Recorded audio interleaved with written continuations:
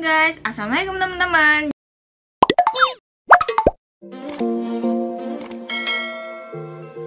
Kembali lagi di channel Alfira Insani Fadila. Jadi di video kali ini aku mau sedikit sharing aja terkait bagaimana sih cara kita untuk lolos di tahap wawancara, khususnya di wawancara beasiswa unggulan. Tapi sebelum itu, kalau kalian belum subscribe, jangan lupa subscribe di bawah dan jangan lupa follow Instagram aku atau follow ya sosial media yang aku cantumin di description ya. Oke, jadi kita langsung aja di tips and triknya.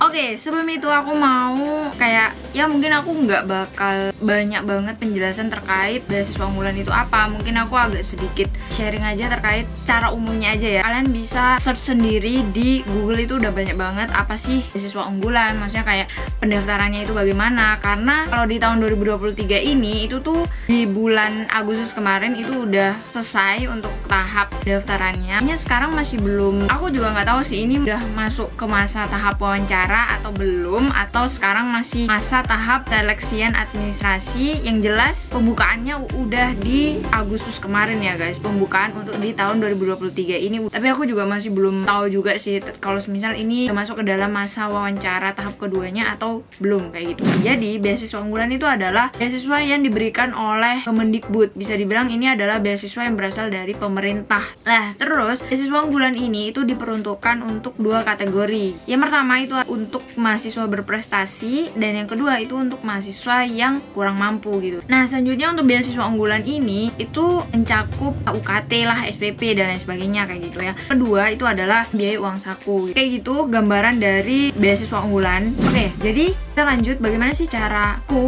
caranya biar kita lolos di tahap wawancara di beasiswa unggulan ini. Kebetulan aku ini adalah salah satu awardee beasiswa unggulan di tahun 2020. Tips dari aku, yang pertama, mungkin buat kalian yang suka nervous, suka deg-degan, kan pasti kalau misal kita ngobrol sama orang, apalagi ini untuk wawancara ya, itu tuh kan pasti nervous gitu kan. Yang pertama itu adalah buat mindset kita agar sepositif mungkin. Yang pertama itu dulu, karena bagaimana caranya gak ada pikiran yang overthinking. Sebenarnya nervous itu adalah rasa ketakutan kita gitu menurut aku ya guys, karena di otak kita itu udah banyak banget pikiran-pikiran overthinking yang membuat kita tuh jadi takut lah. Pada saat itu aku langsung kayak, gak, aku pasti bisa ya, meskipun pada saat wawancara masih agak dredeg juga sih, tapi gak apa-apa lah. Yang penting dalam alam sadarku aku udah menerapkan kalau misalnya enggak, aku pasti bisa menjawab pertanyaan dengan jawaban cepat, tepat, dan lancar kayak gitu. Biasanya kalau nervousnya kayak tinggi banget nih levelnya, itu kayak udah kalau menjawab sesuatu itu udah bingung mau jawab apa, terus juga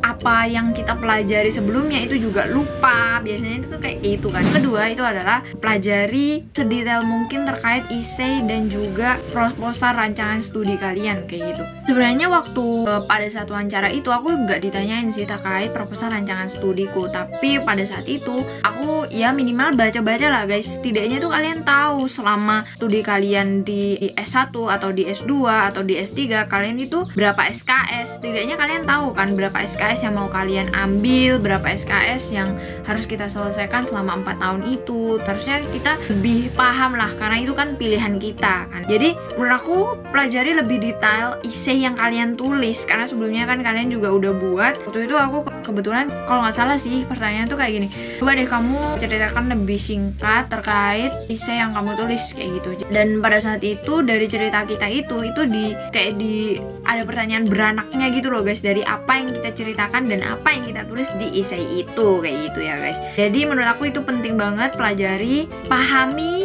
bukan hanya dihafal aja tapi dipahami gitu guys. Buat pertanyaan-pertanyaan yang sekiranya nanti ditanya nih, terus habis dari pertanyaan buat jawabannya gitu. Jawabannya kalau bisa sesimpel mungkin tapi jelas dan padat gitu guys. Yang ketiga itu adalah jawab pertanyaan sejujur-jujurnya. Waktu itu kalau nggak salah aku tuh kayak ditanyain tentang kondisi keluarga kayak gitulah.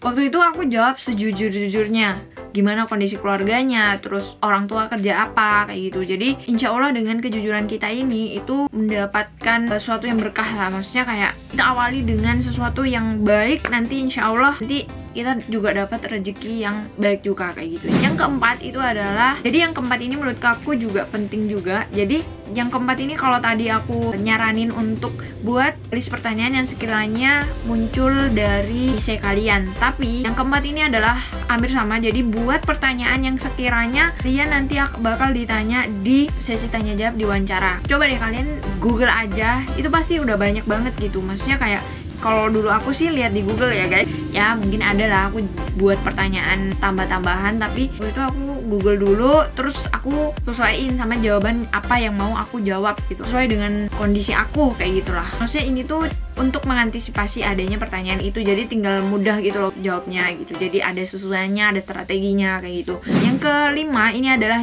yang paling penting, itu adalah minta restu orang tua, minta doa orang tua kayak gitu, dan banyak berdoa gitu. Artinya setelah kita melakukan semua ikhtiar, semua usaha, kita serahkan semuanya pada Allah gitu. Juga minta doa kepada orang tua kita, karena orang tua kita itu insya Allah mustajab gitu loh guys. Insya Allah doa-doanya itu langsung didengar oleh Allah Subhanahu wa Ta'ala gitu. Jadi yang terakhir ini menurutku penting banget, karena kalau usaha tanpa doa itu juga percuma, tapi doa aja tanpa usaha itu juga percuma guys. Jadi itulah 5 tips atau cara aku untuk lolos di tahap wawancara beasiswa unggulan gitu.